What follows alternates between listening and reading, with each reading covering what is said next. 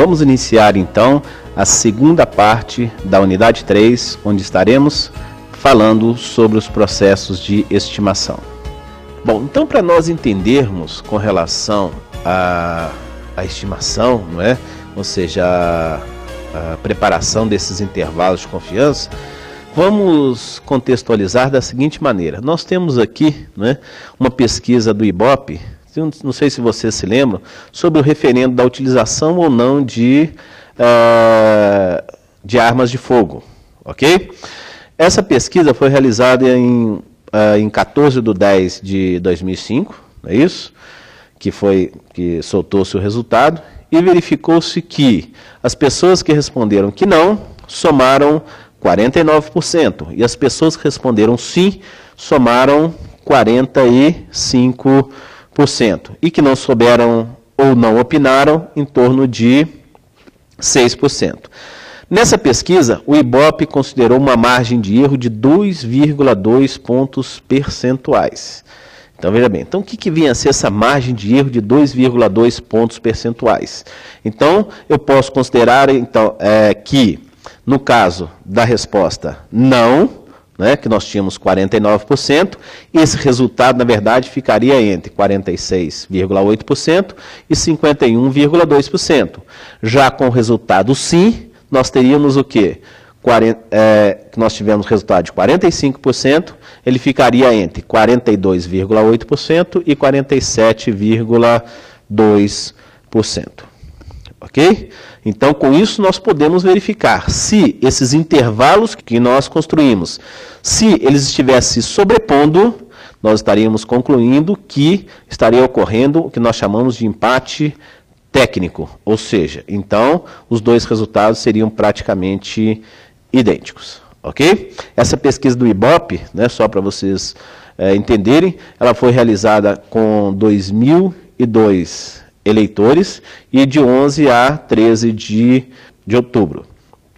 Essa pesquisa também, é importante nós salientarmos que pegou-se 2.000 pessoas, em torno de 2.000 pessoas para o Brasil inteiro. Então isso representa?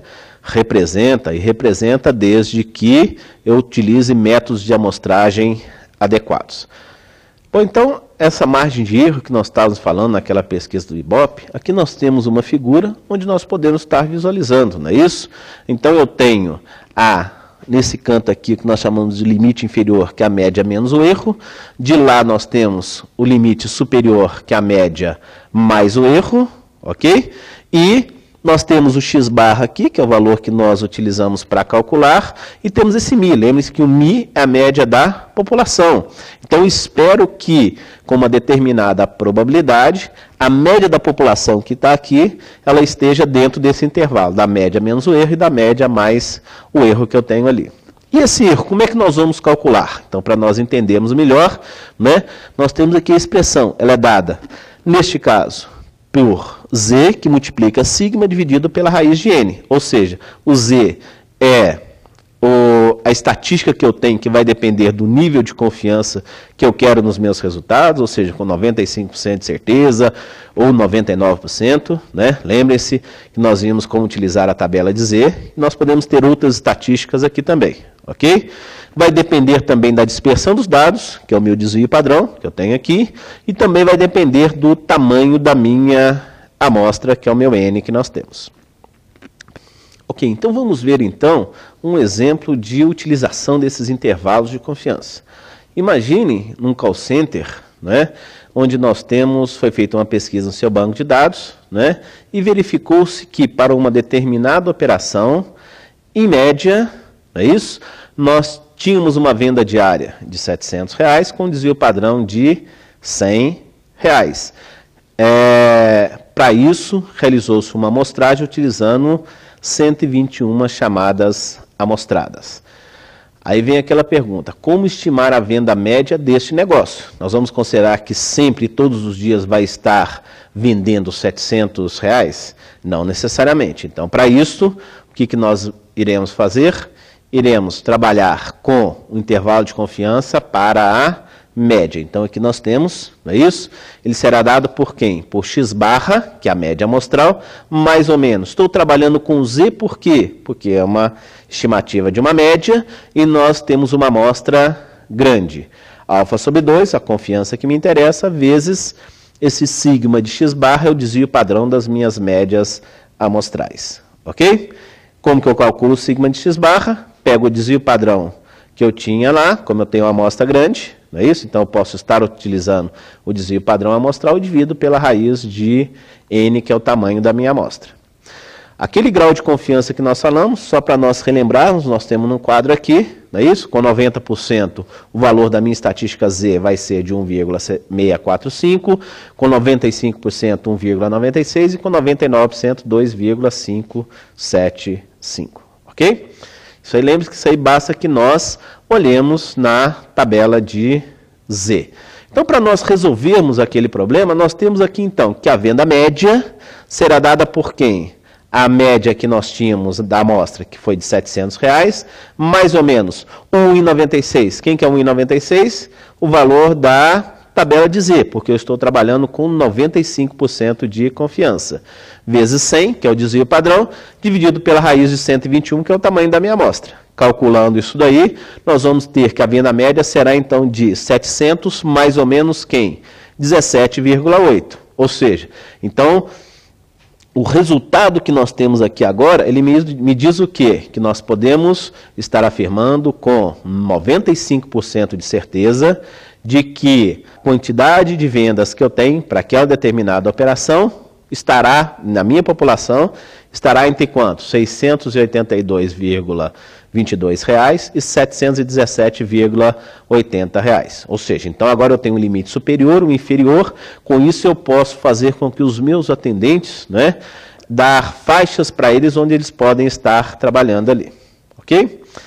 É muito importante nós lembrarmos que para esses resultados, né, eu preciso lembrar que os limites dos meus intervalos, eles vão depender da confiança. Se eu passar de 95 para 99, eu vou ter um resultado diferente, não é isso? Vai depender também do tamanho da minha amostra, não é isso? Basta que nós lembremos como que nós utilizamos. E a validade desses resultados que eu tenho, ela depende o quê? Eu tenho que ter uma população que apresente, neste caso, uma distribuição aproximadamente normal.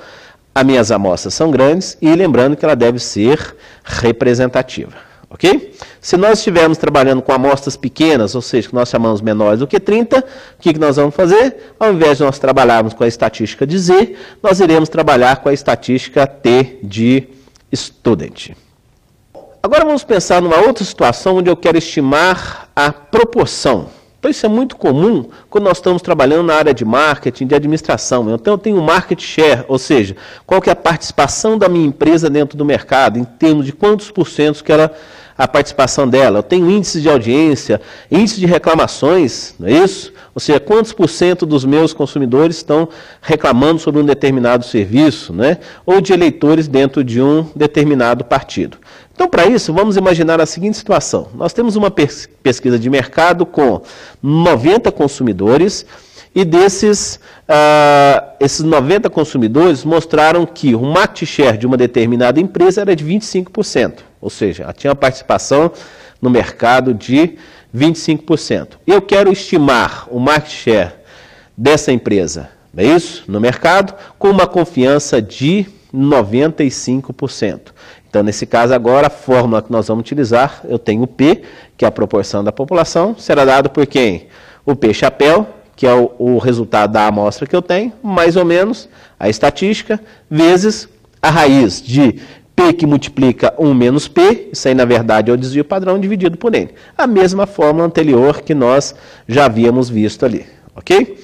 A solução que nós temos para esta situação, ela pode ser visualizada aqui, ok?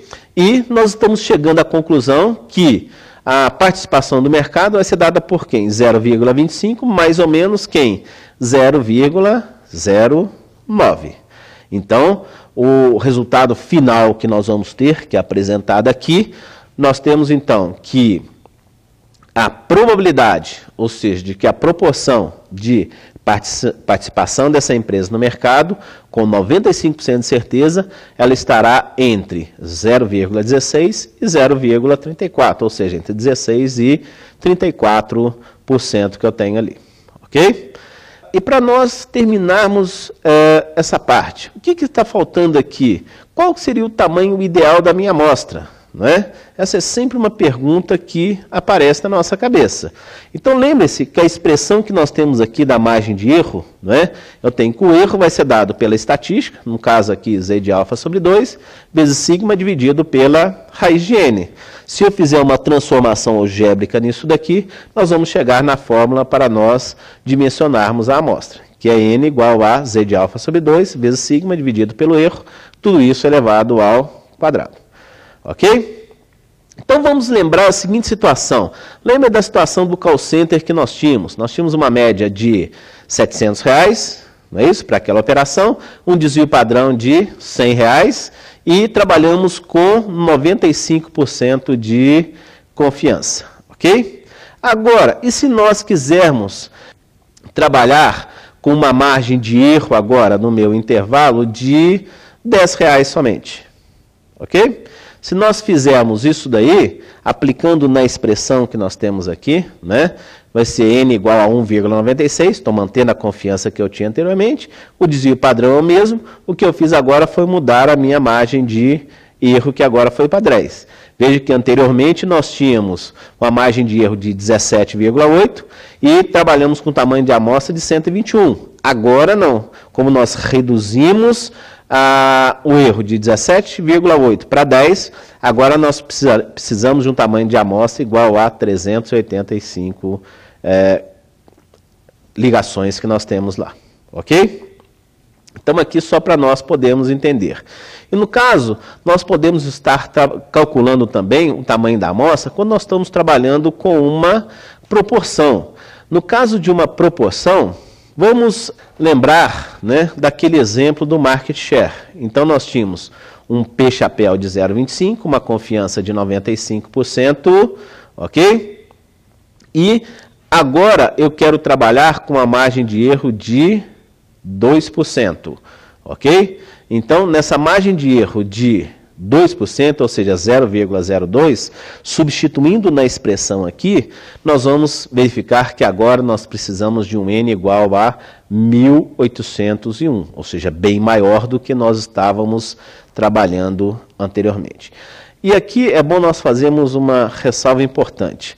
Eu estou utilizando a estimativa da proporção que eu tenho ali, 0,25 e 0,75, baseado naquela pesquisa anterior. E se eu não tenho informação nenhuma, que valores eu vou utilizar aqui para eu poder dimensionar a minha amostra? Nesse caso, nós vamos utilizar o valor de 0,5 para P e, no caso, 1 menos P vai ser também 0,5. Então, vai ficar 0,5 vezes 0,5. Por que eu faço isso?